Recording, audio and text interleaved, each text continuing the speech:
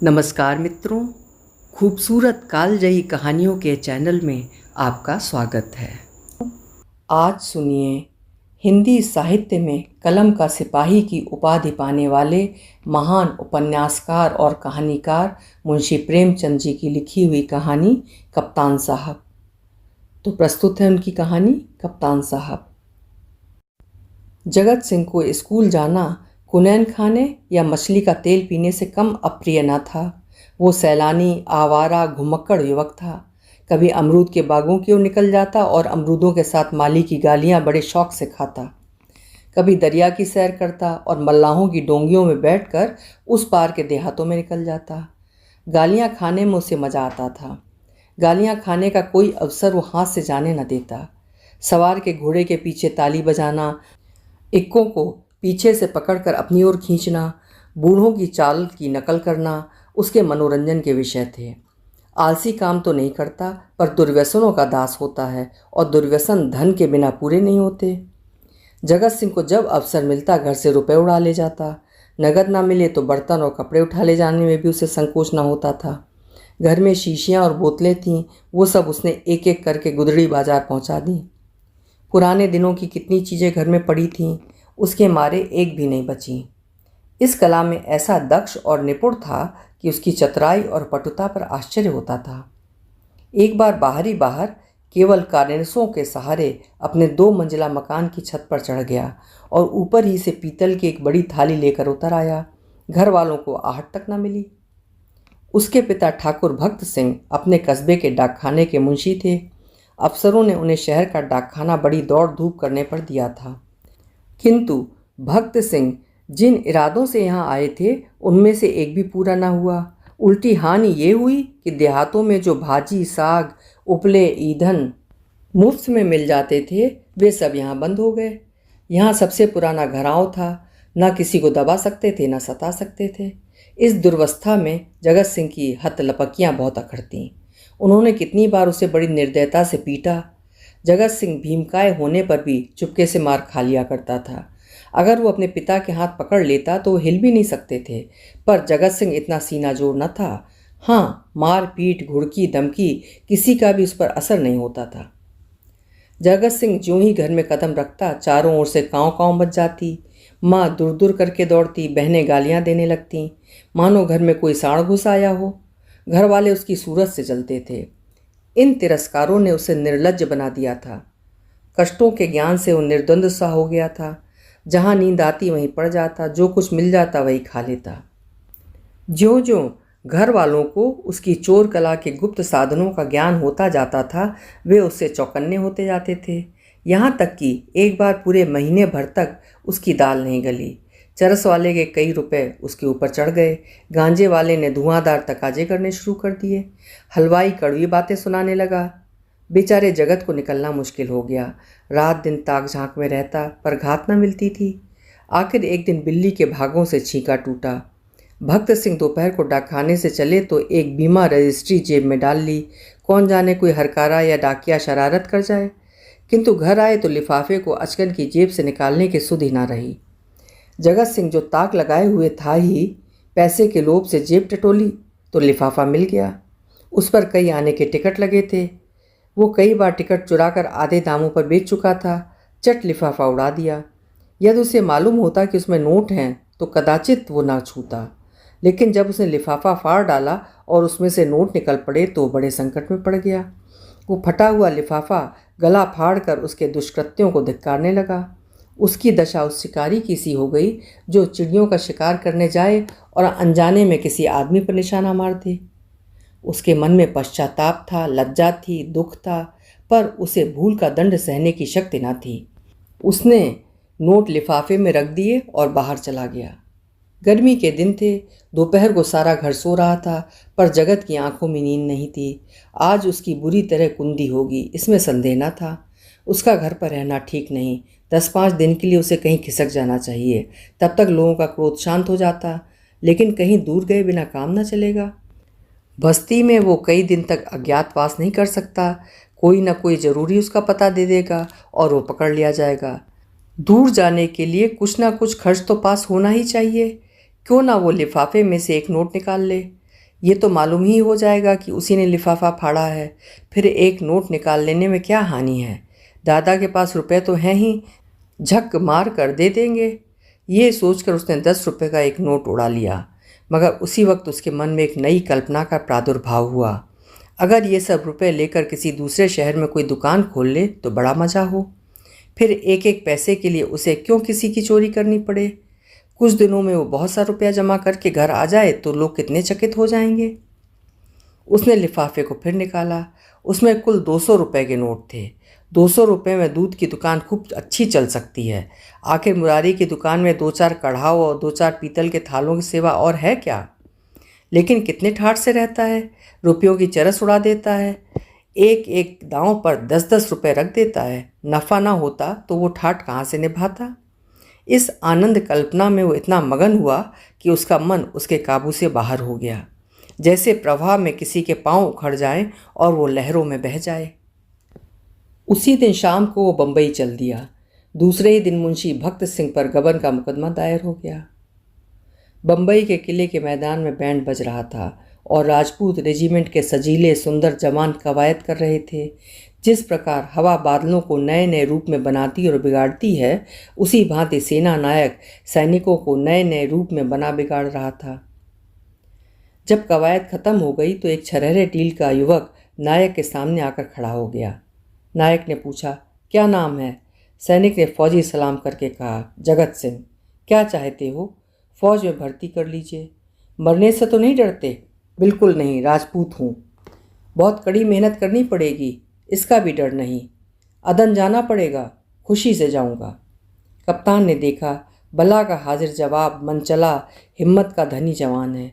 तुरंत फौज में भर्ती कर लिया। तीसरे दिन रेजिमेंट अदन को रवाना हुई। मगर ज्यों ज्यों जहाज़ आगे चलता था, जगत का दिल पीछे रह जाता था। जब तक ज़मीन का किनारा नज़र आता रहा, वो जहाज़ के डेक पर खड़ा अनुरक्त नेत्रों से उसे देखता रहा। जब वो भूमि तट जल में विलीन हो गया तो उसने एक ठंडी सांस ली और मुंह ढाँप कर रोने लगा। आज जीवन में पहली बार उसे प्रियजनों की याद आई। एक छोटा सा कस्बा, वो गांजे की दुकान, वो सैर सपाटे, वो सुहृद मित्रों की झमघट आंखों में फिरने लगे। कौन जाने फिर कभी उनसे भेंट होगी या नहीं। एक बार वो इतना बेचैन हुआ कि जी में आया पानी में कूद पड़े।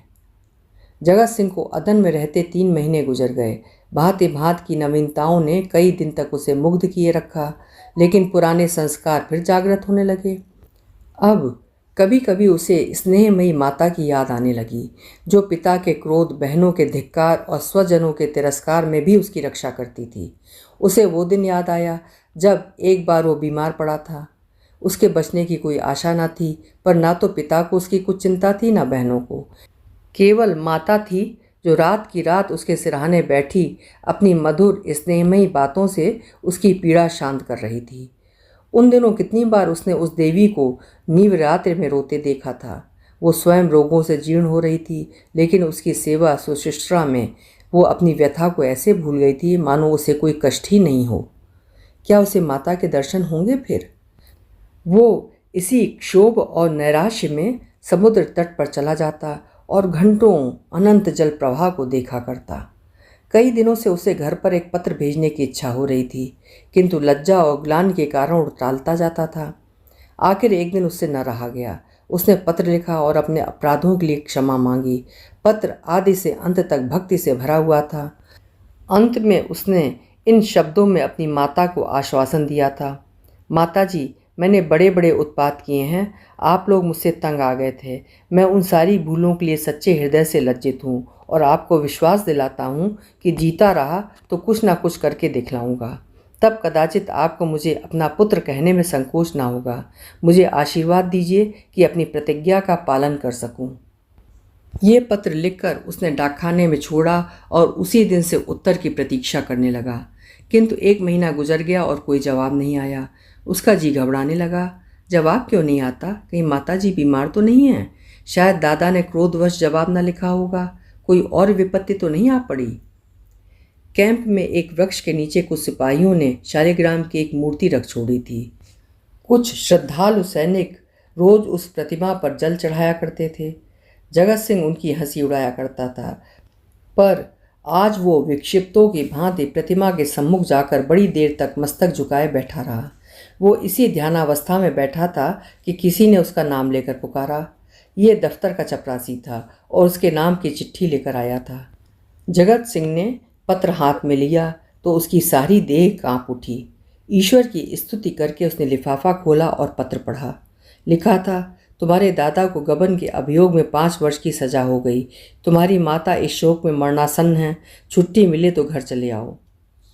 जगत सिंह ने उसी वक्त कप्तान के पास जाकर कहा, हुजूर मेरी माँ बीमार है, मुझे छुट्टी दे दीजिए। कप्तान ने कठोर आंखों से देखकर कहा, अभी छुट्टी नहीं मिल सकती, तो मेरा इस्तीफ़ा ले लीजिए। और इस्तीफ़ा नहीं लिया जा सकता। मैं अब एक क्षण भी नहीं रह सकता।